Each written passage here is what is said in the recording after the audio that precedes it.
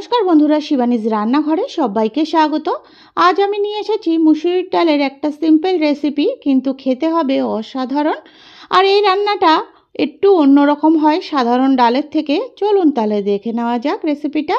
এখানে একটা বাটি নিয়ে নিলাম, বাটির মধ্যে আমার প্রয়োজন মতন আমি 1 কাপ মতন মুসুরির ডাল নিয়ে নিলাম।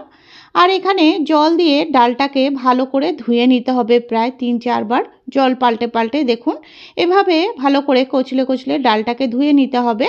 আর ধুয়ে জলটা কিন্তু একদম ফেলে দিতে হবে পুরো, যতটা পারবেন ততটা একটু শুকনো শুকনো ডালটা রাখতে হবে।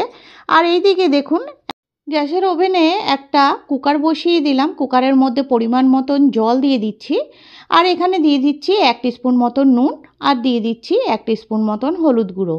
এবার নুন আর হলুদ গুঁড়ো দেওয়া হয়ে গেল, আর এখানে দিয়ে দিচ্ছি 3টে চেরা কাঁচা লঙ্কা। গ্যাসে দেখুন জলটা গরম হতে বসিয়ে দিয়েছি আরেকটা সাইডের ওভেনে। আর এই সাইডের ওভেনে দেখুন একটা কড়াই বসিয়ে দিলাম। কড়াইয়ের মধ্যে দিয়ে দিচ্ছি পরিমাণ মতন সর্ষের তেল। তেলটা দেখুন গরম হয়ে এসছে, এখানে আমি জিরে ফোড়নের জন্য দিয়ে দিলাম। জিরেটা একটু বেশি পরিমাণেই আমি দিয়েছি, তাতে এই ডালের টেস্টটা কিন্তু দারুণ আসবে। আর একটা শুকনো লঙ্কা এভাবে ভেঙে দিয়ে দিলাম। দেখুন ফোড়নটা কিন্তু রেডি হয়ে গেছে। এরপরে যে ধুয়ে রেখেছিলাম মুসুরির ডালটা, ওই ডালটা দিয়ে দিচ্ছি। ডালটা দিয়ে এভাবে খুন্তির সাহায্যে নাড়াচাড়া করে ভাজা ভাজা করে নেব। ডালটা কিন্তু সেদ্ধ করার আগেই আমি ভাজা করে নিচ্ছি, তার জন্যই কিন্তু ডালের টেস্টটা দারুণ আসবে। দেখুন এই সাইডে হাই ফ্লেমে ডালটাকে ভেজে নিতে হবে। এভাবে নাড়াচাড়া করে ডালটা সুন্দর ভাজা হয়ে গেছে। দেখুন এর থেকেও বেশি ভাজবো না, ডালটা ভাজা হয়ে গেছে। আর এদিকে গরম জলটাও কিন্তু রেডি হয়ে গেছে। এরপরে ভাজা ডালটা আমি এই গরম জলের মধ্যে দিয়ে দিচ্ছি। আমি আপনাদের দেখানোর সুবিধার জন্যই কিন্তু গ্যাসের ওভেন থেকে কুকারটাকে নামিয়ে ডালটা দিয়েছিলাম। তারপরে দেখুন গ্যাসের ওভেনে আবার কুকারটা বসিয়ে দিয়েছি, আর ডালটা কিন্তু খুব সুন্দরভাবে ফুটছে।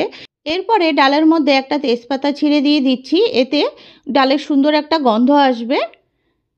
তেজপাতাটা দেওয়া হয়ে গেল। এরপরে কুকারের ঢাকনাটা বন্ধ করে 2 থেকে 3টে হাই ফ্লেমে সিটি দিয়ে নেব ডালে।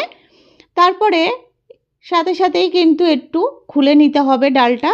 তারপরে দেখুন ডালটা কিন্তু খুব সুন্দরভাবে সেদ্ধ হয়ে গেছে, আর একটু দানা দানাও রয়েছে। এটা ভেজে রান্না করলে এভাবে একটু দানা দানা থাকবে, ডালটা কিন্তু একদমই নরম হয়ে গলে যাবে না। আর এখানে যেই কড়াইতে আমি ডালটা ভেজেছিলাম সেই কড়াইতে গরম জল বসিয়ে দিয়েছিলাম। তারপরে দেখুন ডালের পরিমাণ মতন জল দিয়ে দিলাম।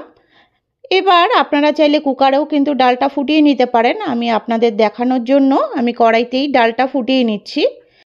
যেহেতু এটা একবারে ফোড়নে আমি ডালটা করেছি, তার জন্য কিন্তু আর এক্সট্রা করে তেল দিয়ে ফোড়ন দিতে হবে না।